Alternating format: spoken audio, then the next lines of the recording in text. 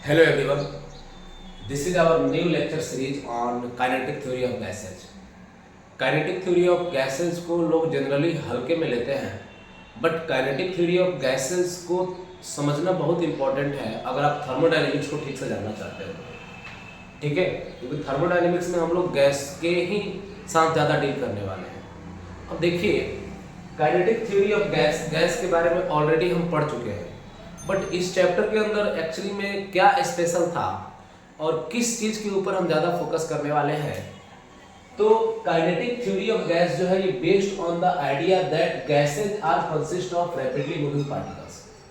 ये बोलता है कि जो गैस बने होते हैं वो छोटे छोटे पार्टिकल्स से मिलकर के बने होते हैं और वो पार्टिकल्स रैपिडली मूव करते हैं। रैपिडली मतलब 2, 4, 10 मीटर पर सेकेंड नहीं, 500 मीटर पर सेकेंड, 1000 मीटर पर सेकेंड या इस तरह के स्पीड से वो मूव कर रहे हैं। तो आइए, काइनेटिक थ्योरी ऑफ गैस में सबसे पहला जरूरी है हमें जो मेन पोस्टुलेट्स हैं, पोस्टुलेट्स मतलब एजम्पशन, कि आपको अगर इस थ्योरी को पढ़ना है। देखिए, गैस का तो मोशन होता है एकदम रैंडम होता है। रैंडम मोशन मतलब अगर एक कंटेनर में गैस के मॉलिक्यूल्स हैं, suppose n number of gas molecules present है, तो उस n number of gas molecules में आप देखोगे हर एक गैस मॉलिक्यूल की रियलिटी में क्या होगी, हर एक गैस मॉलिक्यूल्स की स्पीड, वेलोसिटी, हर स्पीड वेलोसिटी ये चीज अलग होगी। ठीक है, बट हम रियलिटी से क्या मतलब, रियलिटी को ना मानते हुए कुछ हम एक एजम्पशंस मानते हैं ताकि हम इस चैप्टर को पढ़ पाए अगर गैस के बारे में कुछ पढ़ना चाहते हैं। तो उसी को हमने बोला postulates of KTG. KTG means kinetic theory of gases. कुछ पॉइंट्स हैं जो ज्यादा आप ऐसे समझिएगा, आपने आइडियल गैस के बारे में जाना होगा, वही सारे के सारे पॉइंट्स यहाँ पे एप्लीकेबल हैं।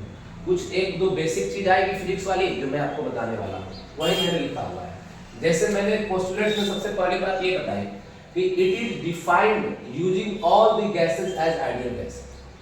हर एक गैस को आप आइडियल गैस मानते हुए केटीजी को डिफाइन करोगे, पढ़ोगे। ठीक है, इस चैप्टर में every gas consist of extremely small particles known as molecule. सबसे पहला पॉइंट ये है कि हर एक गैस छोटे छोटे पार्टिकल से मिलकर बने हैं। तो ये कोई बड़ी बात नहीं है, आप जानते हो जो छोटे छोटे पार्टिकल्स मिलकर बने होते हैं वो कॉन्स्टिट्यूएंट पार्टिकल्स। वो 3 टाइप के जनरली देखे जाते हैं और इसी से मिलकर हर एक मैटर बना हुआ है। एटम से मिलकर बना होगा कोई मैटर, या फिर मॉलिक्यूल से मिलकर बने होंगे, या आयंस से मिलकर बने होंगे। जिनसे मिलकर बने होते हैं उनको बोलते हैं हम लोग constituent particles. Atom, molecules and ion जो है ये कॉन्स्टिट्यूएंट पार्टिकल्स हैं जो किसी भी मैटर का फॉर्मेशन करते हैं। अब ये जो मॉलिक्यूल्स है, molecules of a given gas are identical.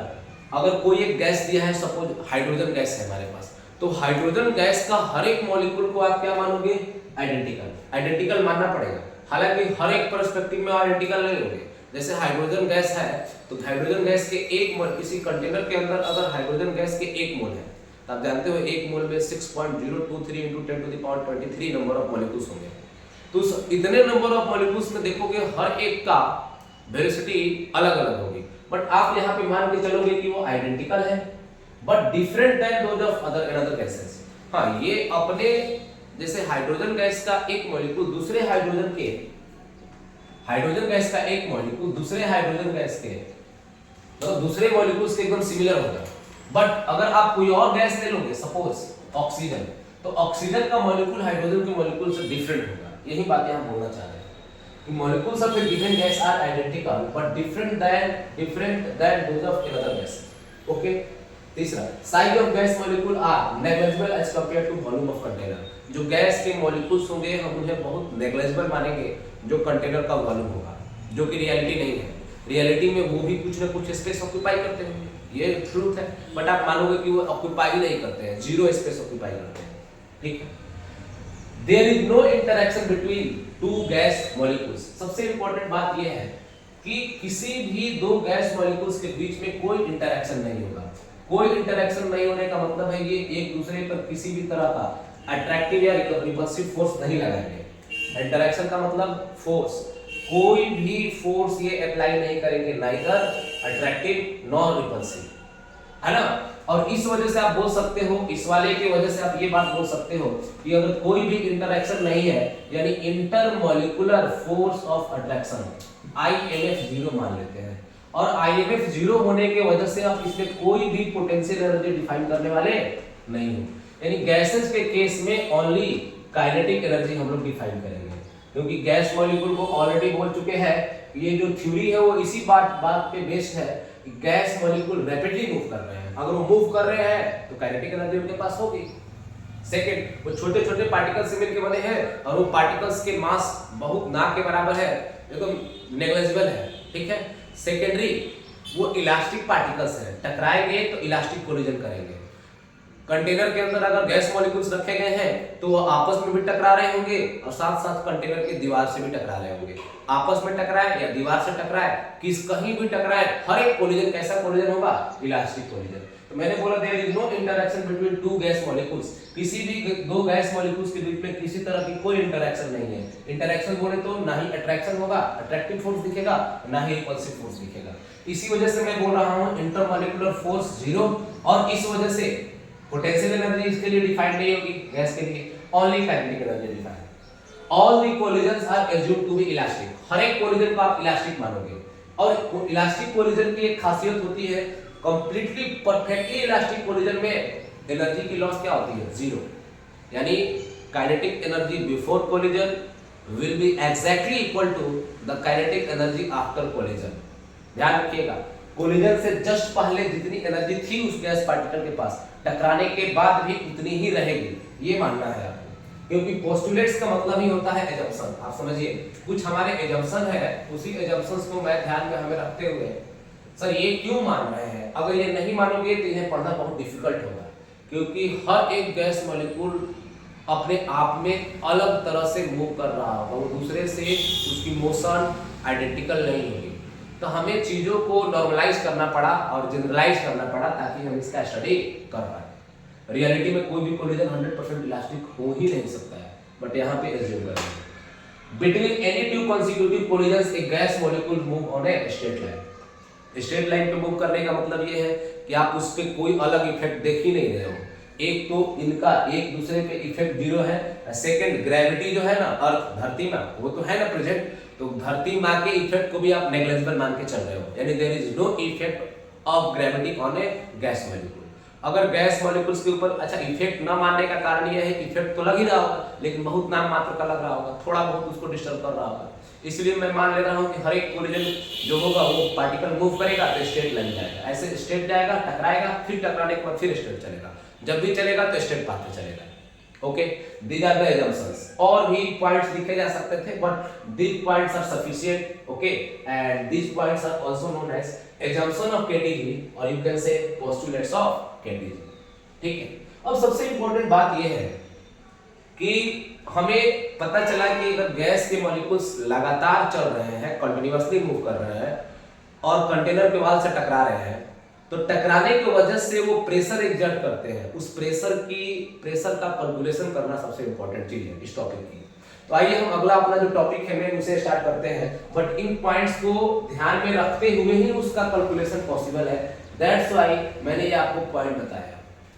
ठीक है, ओके, मैं इसको मिटा देता हूं और जो हमारा मेन कैलकुलेशन वाला हेडिंग है pressure in a container due to an ideal gas. हाँ, ध्यान रखिएगा कि जितने भी गैस लॉ हैं, गैस लॉ जैसे Boyle's law, Charles law, Avogadro law, Gay Lussac law, है ना, ये सारे के सारे लॉ एप्लीकेबल होते हैं और आप उन सारे लॉज को एक साथ कंबाइन करते हो तो आइडियल गैस इक्वेशन आता है, that is PV is equal to nRT। तो PV is equal to nRT को ध्यान में रखना है। ठीक है, तो आइए मैं इसके आप कैलकुलेशन करता हूं। जो हमारा हेडिंग है calculation of pressure due to ideal gas. Ideal gas किसको बोलोगे? हाँ, वो सारी गैसेस जिनके लिए पोस्टुलेट्स क्या करें, मतलब जो ये पोस्टुलेट्स जो मैंने अभी बताया आपको एजम्पशंस, इस एजम्पशंस को फॉलो करें। और आइडियल का मतलब आप जानते हो कि सिर्फ थ्योरेटिकल पर्पस से चीज़ों को समझाने के लिए, पढ़ाने के लिए, ताकि इजी हो जाए, हम इस कंसेप्ट को लाते हैं। आइडियल गैस आप जानते हो, आइडियल गैस या नॉर्मली गैस से होता है। ठीक है, तो हमारे पास एक कंटेनर है और ये क्यूबिकल कंटेनर है, suppose this is a cubical container. Cubical container having side length L, तो साइड लेंथ एल है, तो जितना लेंथ इतना क्यूबिकल लिया, कंटेनर कैसा भी लो उससे फर्क नहीं पड़ेगा, मैंने क्यूबिकल लिया। अब इसके अंदर गैस के मॉलिक्यूल्स हमने डाल रखे हैं। Suppose total number of gas molecules is n, मैं यहाँ पे लिख रहा हूँ total number of gas molecules is equal to capital N। ध्यान रखिएगा सिंबल के ऊपर, n is the total number of gas molecules, okay. Mass of one gas molecule, mass of one gas molecules, mass of one gas molecule is equal to small n। अच्छा, अगर total number of molecules n है तो mass of, और एक gas molecule का मास m है, तो अगर आप m का मल्टीप्लाई m से कर दोगे, एक का मास m, टोटल का मास कितना हो जाएगा n इनटू m, यानी ये कैपिटल M क्या हो जाएगा, मास ऑफ गैस, पूरे गैस के मास को हम कैपिटल M से दिखा रहे हैं, ठीक है, कोई दिक्कत नहीं है इसमें, स्मॉल m इनटू m। आइए अब देखते हैं, सपोज मैंने एक गैस मॉलिक्यूल को कंसीडर किया, इस गैस मॉलिक्यूल का मास m है। अच्छा, ये मूव कर रहा है तो इसकी वेलोसिटी होगी, और वेलोसिटी के कंपोनेंट्स होंगे, वेलोसिटी इज वेक्टर क्वांटिटी, और उसी वजह से टकरा रहा है। सपोज मैं एक एक्सिस बना देता हूं, this is our coordinate axis, x axis ये क्या है, y axis, and this is z axis, x y y and z। अगर एक पार्टिकल मूव कर रहा है, यहां पर मैं इसको ड्रॉ करता हूं, अगर एक पार्टिकल मूव कर रहा है, इसकी वेलोसिटी के तीनों डायरेक्शन में कंपोनेंट्स होंगे, ठीक है, हमें नहीं पता कितना क्या है, बट हमें एक एजम्पशन मानना पड़ेगा। तो मैंने माना कि जो वेलोसिटी है पार्टिकल की, अगर मैं वेक्टर फॉर्म में लिखूं तो x के अलोंग vx i के vy, वेक्टर फॉर्म में मैं लिख रहा हूं वेलोसिटी को vz k के, और ये रियलिटी में क्या होगा, vx vy और vz के अलोंग वेलोसिटी कुछ मतलब ऐसा बोल सकते हैं कि रियलिटी में क्या होगा कि जो हर एक डायरेक्शन में गैस के मॉलिक्यूल्स की वेलोसिटी है का कंपोनेंट है, वो हर डायरेक्शन में इक्वल हो जरूरी नहीं है, बट हम यहाँ पे गैस को आइसोट्रोपिक मान लेंगे, है ना, आइसोट्रोपिक गैस। मैं यहाँ पे लिख रहा हूँ for isotropic gas, isotropic gas. Isotropic gas होने का मतलब ये है कि इसकी जो वेलोसिटी की कंपोनेंट x के अलोंग होगी, y डायरेक्शन एंड z के अलोंग इक्वल, ठीक है। अब देखिए, अगर मैं इसका मैग्नीट्यूड निकालना चाहूँ, दैट मींस स्पीड, तो स्पीड कैसे निकालते हैं, vx square vy square vz square का स्क्वायर, स्क्वायर कर दीजिएगा दोनों साइड, इधर स्क्वायर और इधर से स्क्वायर क्या हो जाएगा, हट जाएगा। अब अगर ये तीनों इक्वल है तो vy स्क्वायर की जगह पे vx स्क्वायर लिख सकते हैं, यानी आप ऐसे इसको लिख सकते हो vx square 3vx square is equal to v square, यानी vx square is equal to v square divided by 3। इसको रखते हैं, इसका यूज आएगा, ठीक है। अब आइए मैं इस पार्टिकल को मूव कराता हूं, ठीक है, सिंगल पार्टिकल है जिसका मास m है, तो अलोंग x एक्सिस वाला मैं लेता हूं, ठीक है, x अलोंग x एक्सिस या अलोंग x डायरेक्शन, किसी एक डायरेक्शन के अलोंग कैलकुलेट करके y अलोंग और z के अलोंग हम यूनिफॉर्म मानेंगे, सिमिलर मानेंगे। तो मैं x के अलोंग कैलकुलेशन कर रहा हूं अलोंग x डायरेक्शन, तो x के अलोंग ये जाएगा, मॉलिक्यूल्स टकराएगा दीवार से, टकराने के बाद फिर वापस आएगा, दूसरे दीवार से टकराएगा, फिर टकराएगा, अरे टक्कर होते रहेगा ऐसे ठक ठक ठक करके लगातार। तो देखिए कोलिजन की वजह से मोमेंटम ट्रांसफर कितना होगा, momentum transfer by one molecule, single molecule, by one molecule due to one collision,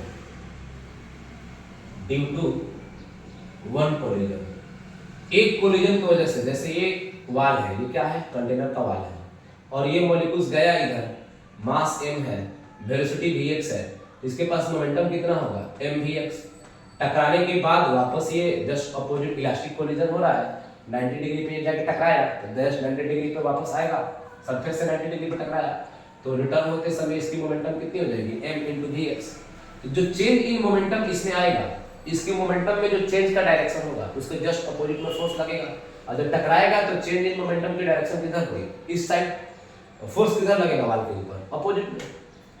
तो जो चेंज इन मोमेंटम आएगा उसकी जो मैग्नीट्यूड है उस पर फोकस कीजिएगा, 2mvx है ना, mvx माइनस mvx करोगे तो मान लो इस वाले डायरेक्शन का आप पॉजिटिव कंसीडर कर रहे हो, तो ये फाइनल मोमेंटम पॉजिटिव चेंज क्या होता है, फाइनल माइनस इनिशियल, तो ये प्लस mvx में से माइनस mvx करोगे क्योंकि इस वाले डायरेक्शन का आपको नेगेटिव लेना पड़ेगा, तो ये मोमेंटम आ जाएगा।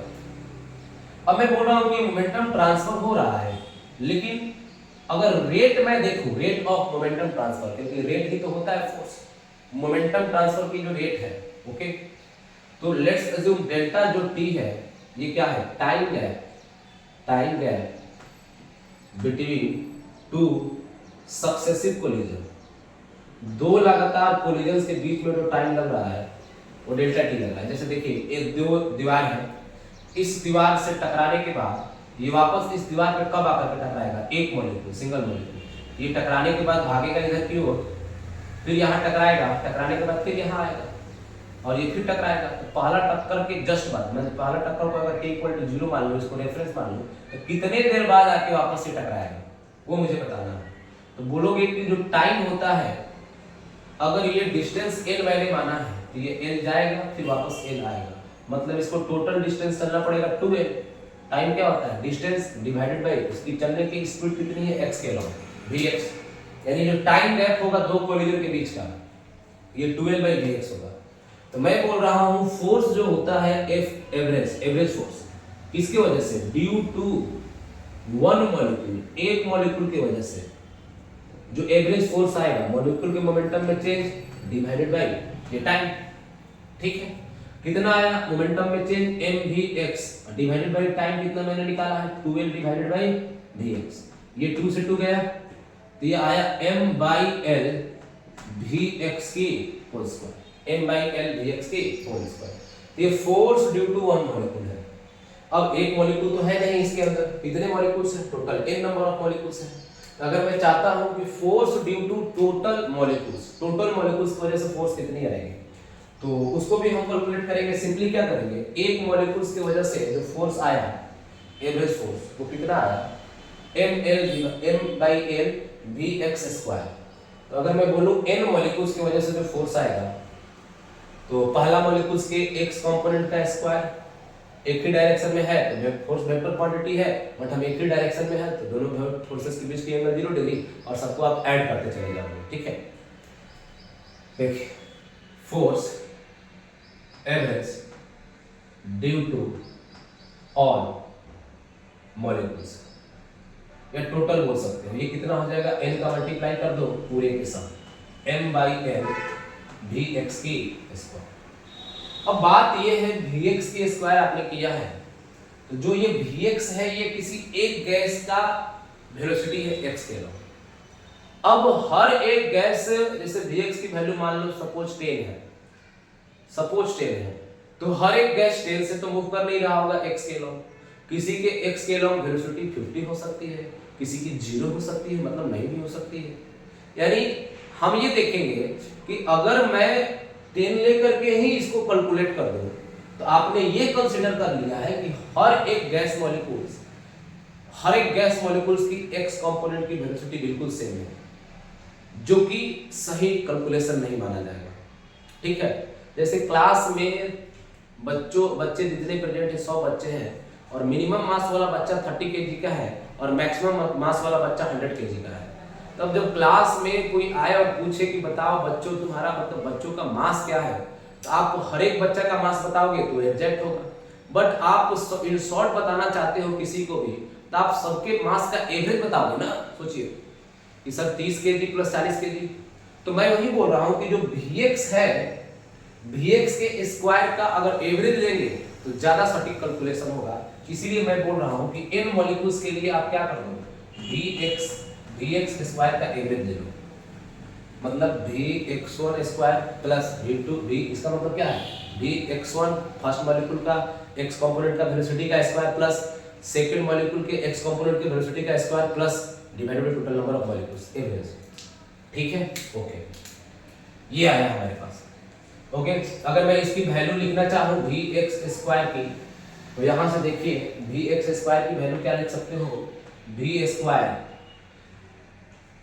मतलब वी एक्स स्क्वायर का एवरेज जो होगा वेलोसिटी के स्क्वायर का एवरेज ले लो, यानी इसका मतलब मीन ऑफ स्क्वायर वेलोसिटी, इसका मतलब समझिएगा। फर्स्ट वाले का वेलोसिटी, सेकंड वाले के वेलोसिटी का स्क्वायर, डॉट डॉट डॉट सबके वेलोसिटी यानी मैग्नीट्यूड ऑफ वेलोसिटी बोलने का मतलब यहाँ पे सिर्फ और सिर्फ मैग्नीट्यूड से है, यानी स्पीड आप समझ सकते हो, divided by total number of molecules, तो ये है इसका मतलब। यहाँ पे हम रख सकते हैं, तो रखें क्या, देखो n m divided by l, और ये 3 आ रहा है, 3 को इधर रख दो, 3 आ रहा है ना, देखो यहाँ पे v स्क्वायर का एवरेज, यानी वेलोसिटी के स्क्वायर का एवरेज, ठीक है, okay.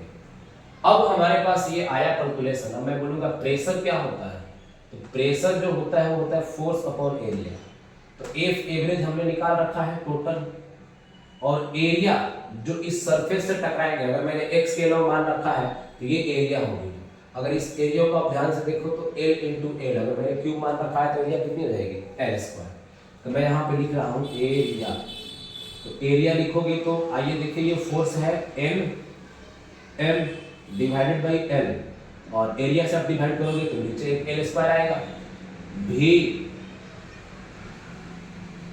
Okay, sorry not square, sorry भी स्क्वायर का क्या लेना है, एवरेज, ओके। अब देखिए ये जो n इंटू एम है, ध्यान से देखो यहाँ पे n इंटू एम है, ये गैस का मास है टोटल, यानी वहां पे n इंटू एम की जगह पे मैं लिख सकता हूँ मास ऑफ गैस, और नीचे देखो l इंटू एल क्यू क्या है, l into L square L Q बन जाएगा, और L Q will be the volume of container. अगर आप एरिया ए मान रहे हो तो एरिया इंटू लेंथ वो भी वॉल्यूम ही तो होता है, ठीक है। आप इसको सिलेंड्रिकल माने हो, डिस्क जो भी सर्कुलर पार्ट है उससे टकरा रहा है, लेंथ सिलेंडर का एल है तो 2 पाई आर, एल वो वॉल्यूम होता है, base area into height volume होता है। तो मैंने यहाँ पर माना जो उसके हिसाब से नीचे वाला वॉल्यूम है v, और ऊपर वाला गैस की टोटल मास है m, मास अपॉन वॉल्यूम होता है डेंसिटी। एक चीज बच्चों छूट गया है, ये 3 को नहीं भूलेंगे, ठीक है क्या। यहाँ से प्रेशर कितना आ गया, प्रेशर आया 1/3 m/v, और v यहाँ पे वॉल्यूम है, और इस वेलोसिटी को अगर लिखना चाहते हो तो v1 square plus v2 square dot dot dot vn square divided by n। अब इस वेलोसिटी के बारे में आपको एक नया नाम जानना होगा, इसे हम लोग एक वेलोसिटी में आपको बता रहा हूँ, एक वेलोसिटी का नाम आपको सुनना पड़ेगा VRMS का नाम सुना होगा, root mean square velocity, root mean square speed. ये कैसे निकाला जाता है, v2 square dot dot dot vn square divided by m। अच्छा ये क्या है, ये क्या है, mean square velocity, mean square speed. Mean square क्यों बोल रहे हैं, स्क्वायर का मीन लिया गया है, वेलोसिटी के स्क्वायर का मीन, एवरेज, मीन मतलब एवरेज, और अगर रूट लगा देंगे तो रूट मीन स्क्वायर स्पीड हो गया। ध्यान रखो इस चीज को, यानी इसे एक नया नाम देते हैं हम लोग VRMS। और अगर दोनों साइड स्क्वायर कर दोगे ये स्क्वायर उठ जाएगा, मतलब मैं इसके जगह पे लिख सकता हूं VRMS का स्क्वायर। दैट मींस ये प्रेशर आया 1/3 mass by volume will be called as density VRMS का स्क्वायर। ये एक्सप्रेशन इंपॉर्टेंट है, इसे ध्यान रखेंगे आप। इसी को कैलकुलेट करने के लिए इतना कहानी किया गया। मैं अगेन बोल रहा हूँ, हमारे पास एक कंटेनर था, cubical container, side length L था, जो total number of gas molecules थे वो N, एक गैस मॉलिक्यूल का मास स्मॉल n, तो स्मॉल n का मल्टीप्लाई अगर कैपिटल N से कर रहे हो नंबर ऑफ मॉलिक्यूल्स से, तो गैस का मास आ जाएगा। टोटल मॉलिक्यूल एक साथ ही को गैस कहला रहे हैं। अच्छा, किसी गैस मॉलिक्यूल का वेलोसिटी x के लॉन्ग, y के लॉन्ग, z के लॉन्ग मैंने लिखा। अब मैं मैग्नीट्यूड पे फोकस कर रहा हूं, मैं ये मान के चल रहा हूं कि हर एक वेलोसिटी मतलब हर एक एलॉन्ग वेलोसिटी की जो कंपोनेंट है वो इक्वल है। किसी एक गैस की जितनी x के लॉन्ग है उतनी ही y के लॉन्ग, उतनी ही z के लॉन्ग, ठीक। आइसोट्रोपिक मैंने इसे बोला। तो ऐसी अगर बात करते किसी एक गैस की जो x के अलाउंग वेलोसिटी का स्क्वायर होगा वो टोटल स्पीड के स्क्वायर का क्या होगा, 1/3 होगा, ठीक है। अब मैंने बोला अलोंग x डायरेक्शन, देख लीजिए momentum transfer by one collision due to one molecule. एक मॉलिक्यूल अगर दीवार से टकरा रहा है तो कितना मोमेंटम ट्रांसफर करेगा, कितना कर देगा, mvx, वापस होगा mvx, total momentum 2mvx transfer करेगा। अच्छा, ये मोमेंटम ट्रांसफर करेगा तो एक ट्रांसफर करने के बाद फिर दोबारा जब ट्रांसफर करने जाएगा तो उसके बीच का टाइम गैप कितना होगा, the time gap between two successive collision. तो यहाँ से चला, इधर की ओर आया, फिर गया, इसको 12 डिस्टेंस चलना पड़ेगा। और डेल्टा टी कितना, मतलब जो समय है वो कितना हो जाएगा, डिस्टेंस, टाइम क्या होता है, डिस्टेंस डिवाइडेड बाय स्पीड। तो मैंने बोला फोर्स एवरेज आप निकाल सकते हो, टाइम पता चल गया, चेंज इन मोमेंटम पता चल गया, तो इससे F average due to one molecule, एक मॉलिक्यूल एक कोलिजन में, अच्छा टाइम मैंने निकाल लिया है, और अगर टाइम से डिवाइड कर दिया है तो यहाँ पर हम ये नहीं बोलेंगे एक कोलिजन, एक मॉलिक्यूल कितना ट्रांसफर कर रहा है, टाइम तो मैंने दे ही दिया है ना।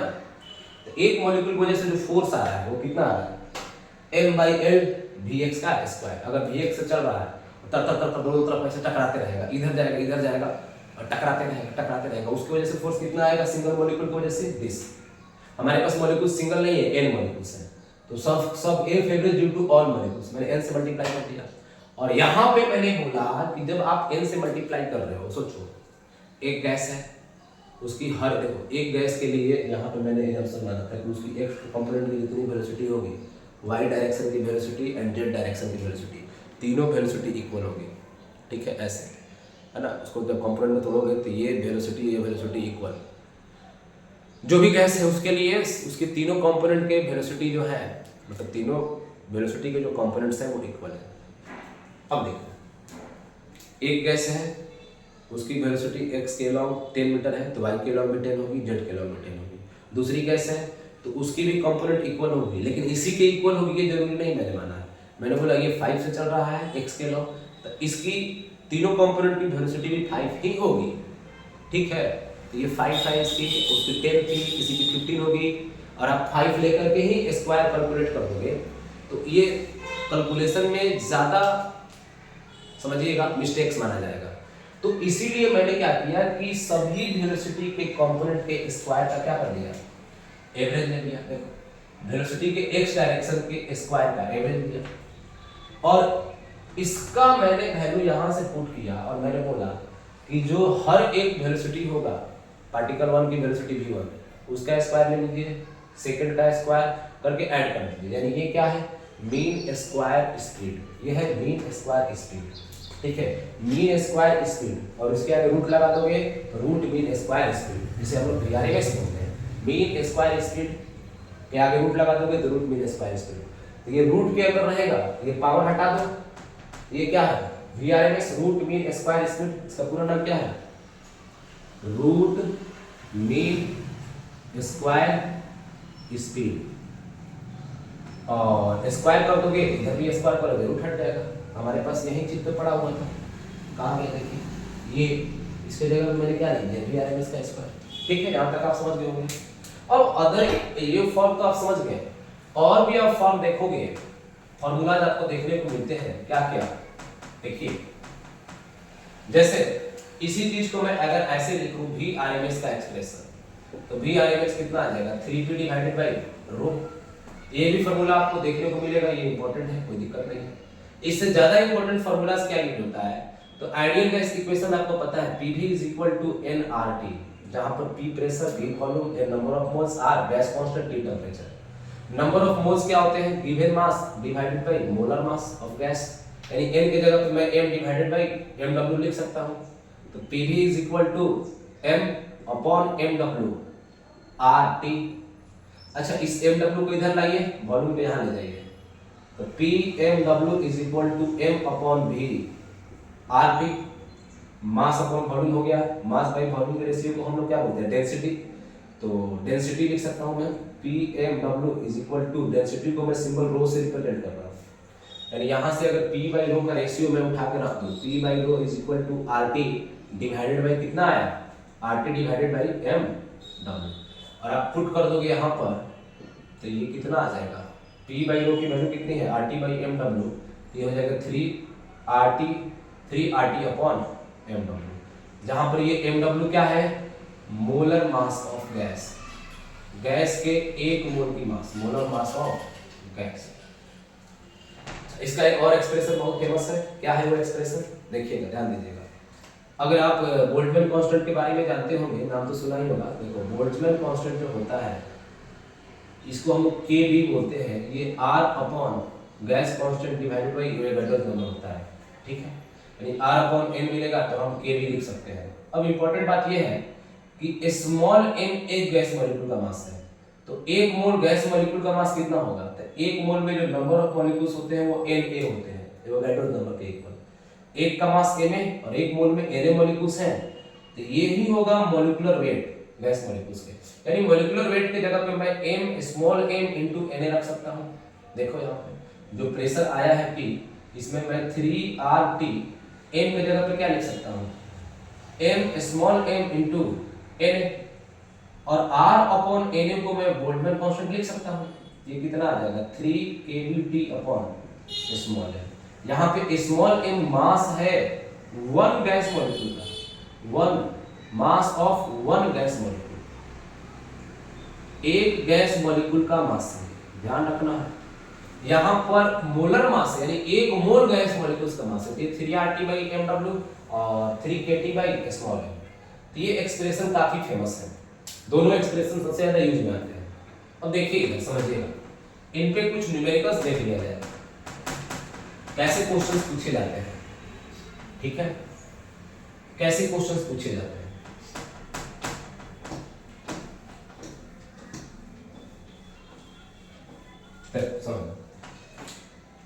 अगर मैं बोलूं ये, मैं एक बार फिर से लिख रहा हूं, मैं इसलिए लिख रहा हूं आपको याद भी हो जाए। प्रेशर जो ये VRMS जो है, ये मैंने निकाला 3RT/mW मॉलिक्यूलर वेट, या आप इसको लिख रहे हैं 3kT। बोल्ट्जमैन कांस्टेंट को kV या kT भी लिखते हैं, k भी लिख देते हैं सिंपली, आप b लगा दो ठीक रहेगा, और स्मॉल है, या इसको आप लिख सकते हो 3p/ρ, सारा ठीक है। दो और स्पीड्स के बारे में बोला जाता है, एक आता है most probable VMP। Most probable speed क्या होता है? देखो गैस के कंटेनर, गैस मतलब एक गैस जब आप लेते हो तो उसके अंदर n नंबर ऑफ पार्टिकल्स हैं, उस n नंबर में जो मैक्सिमम नंबर ऑफ पार्टिकल्स हैं जिस स्पीड से मूव करते हैं, उसी स्पीड को बोलते हैं most probable speed. Most probable speed क्या होता है? The value of speed which is related to maximum number of gas molecules. जो maximum number of gas molecules हैं उनके पास जो वेलोसिटी स्पीड की जो वैल्यू है, वो वैल्यू कहा जाता है VMP, मोस्ट प्रोबेबल स्पीड। क्या बोलते हैं? ध्यान रखिएगा, मोस्ट प्रोबेबल स्पीड। ये जो आता है ये 2RT/mW होता है, ठीक है। और अगर मैं इसको कन्वर्ट कर दूं तो इसको आप लिख सकते हो 2kT अपॉन स्मॉल m, और आप इसको ऐसे भी लिख सकते हो 2p/, ओके। एक और स्पीड के बारे में बात होती है, एवरेज स्पीड। एवरेज स्पीड होता है 8RT/μW, ठीक है। इसको आप लिख सकते हो 8kT/π स्मॉल m, और आप इसको यहाँ पे भी लिख सकते हो 8πp/ρ। अब इसी समय कंपेरिजन भी कर ही लिया जाए, इन तीनों स्पीड में कंपेरिजन कर लिया जाए। आइए कंपेरिजन के लिए आप देखोगे इसके आगे 3 का मल्टीप्लाई है, इसमें 2 का मल्टीप्लाई है, और इसमें 8/π का मल्टीप्लाई है। तो देखो √3 का फैक्टर यहाँ पे आ रहा है, यहाँ पे √2 का फैक्टर आ रहा है, और यहाँ पे √8/π का फैक्टर आ रहा है। बाकी सब कॉमन है, kT/m किसी भी एक टर्म को ले लो, फॉर्मूला का कोई भी एक फॉर्म ले लो। अब देखो कि इसकी जो वैल्यू होती है वो 1.73, इसकी 1.41 और इसकी 1.6 के अक्रॉस। तो देखिए ध्यान से, सबसे बड़ा वैल्यू जो है VRMS की, यानी VRMS जो है वो सबसे बड़ा होता है, मतलब लार्जर स्पीड होगा, इसके बाद भी average, and then after VMP। ये भी आप ध्यान रख सकते हो। अब देखो तीनों के तीनों वेलोसिटी जो है, नो डाउट, अगर मान लो किसी गैस के मॉलिक्यूल्स को आपने हिट किया, कंटेनर के अंदर रख के नंबर ऑफ मॉलिक्यूल फिक्स कर लिया और वॉल्यूम फिक्स कर दिया, आप उसको हिट करोगे, हिट करोगे तो क्या होगा? एनर्जी ट्रांसफर होगा। उसमें एनर्जी ट्रांसफर होने के बाद आप जानते हो गैस के मॉलिक्यूल्स के पास पोटेंशियल एनर्जी जीरो होता है, इंटरेक्शन तो होता नहीं है, तो सबकी एनर्जी बढ़ेगी। कौन सी एनर्जी बढ़ेगी? Kinetic energy. काइनेटिक एनर्जी बढ़ने का मतलब क्या है? सबकी स्पीड बढ़ जाएगी। देखो हर एक वेलोसिटी टेम्परेचर के स्क्वायर रूट के प्रोपोर्शनल है, हर एक वेलोसिटी, ये भी हर एक वेलोसिटी, लेकिन हर एक बढ़ेगा, लेकिन ये वाला ऑर्डर मेंटेन रहेगा। जैसे मान लो किसी टेम्परेचर T पे ये 100 है, ये 80 है और ये 75 है फॉर एग्जाम्पल, तो टेम्परेचर T पे ऐसे है और टेम्परेचर 2T पे ये मान लो ये 140 हो गया, तो ऐसा नहीं है कि इससे ज्यादा हो जाएगा, ये 133 हो गया और ये हो सकता है 80 हो जाए। ऐसा कहानी हो सकता है, ठीक है। इस तरह का केस हो सकता है, बट ये ऑर्डर हमेशा मेंटेन रहेगा। तो टेम्परेचर बढ़ेगा तो हर एक स्पीड इंक्रीज होगा। ओके, तो मैंने आपको वेलोसिटी का कैलकुलेशन कराया और इसी के बेस्ड न्यूमेरिकल मैं अगले वीडियो में बनाऊंगा और केटीजी का सेकंड लेक्चर में। Okay, thank you. अगर आपको किसी तरह का डाउट होगा तो आप कमेंट कर सकते हैं। Thanks once again.